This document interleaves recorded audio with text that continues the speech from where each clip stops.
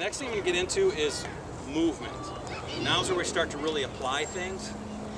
So before I do that, I want to know questions on stances and anything that feels like I missed or didn't make it clear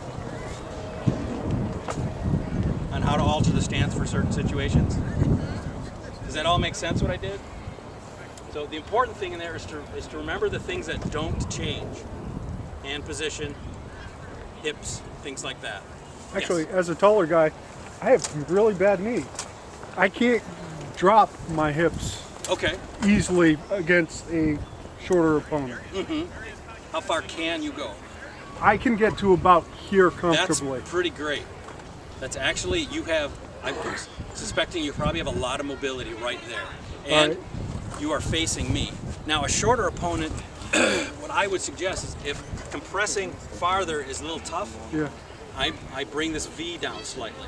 All right. But it's here, it is not here. Okay? So what I've done is, because I'm not going to here, if I drop this, my head position, shield position are the same relative to my opponent, even though I'm tilted down a little bit. If I do it this way, this is a problem. So, and that applies to everyone. If you have an opponent that's put you so low that you're uncomfortable and it feels awkward, or you just have some difficulties, like we have one gentleman who can't bend his ankle up like this. He can't compress because his back foot won't fold like this. It can only go to about here. So what we've got him doing is he goes to here and then he pushes down. So you get the same angles. It's an excellent question. More questions on the stance. Okay, now we're going to go into movement. I got a couple more keywords here for us. The first one's going to be a pie, or pizza if you prefer pizza. Actually, I'm going to put you to work again. So come face me.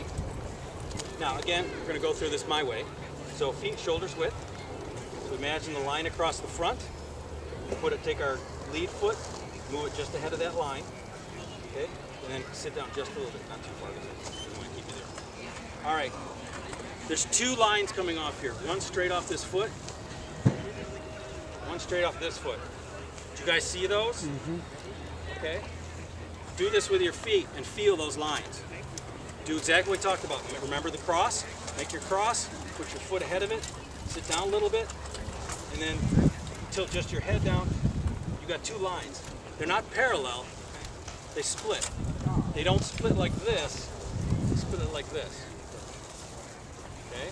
They do naturally. Virtually everybody is doing it. Okay? The second part.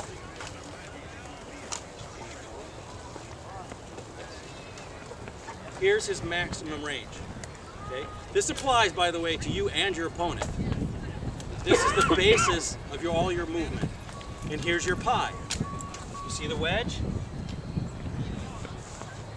See the arc? You see the pie? Okay? He has a pie. I have a pie. If I move into his pie and him into mine, we both can fire now. Who has the advantage?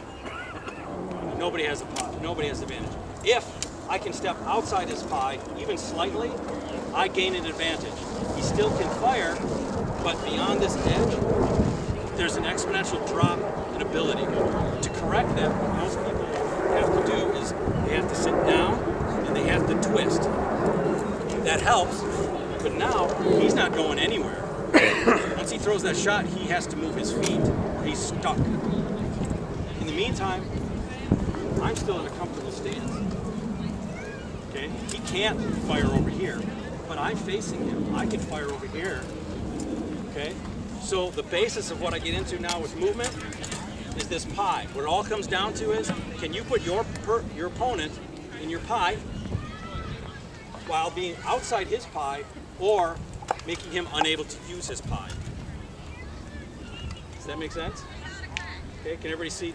Don't think about yet how it works, but can you visualize that? Can you see those two pies overlapping and stepping outside it? Mm-hmm. Okay, that's the basis of the rest of this.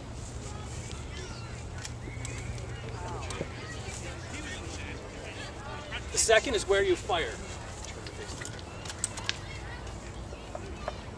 street. Okay? I typically call these quadrants, even though there are 5 zones, whatever you want to call them. Quads. Think about a circle in the center of your opponent. Draw a cross through it. Okay? You get 5 areas. You get a circle in the center. You get an upper right, an upper left, lower right, and a lower left.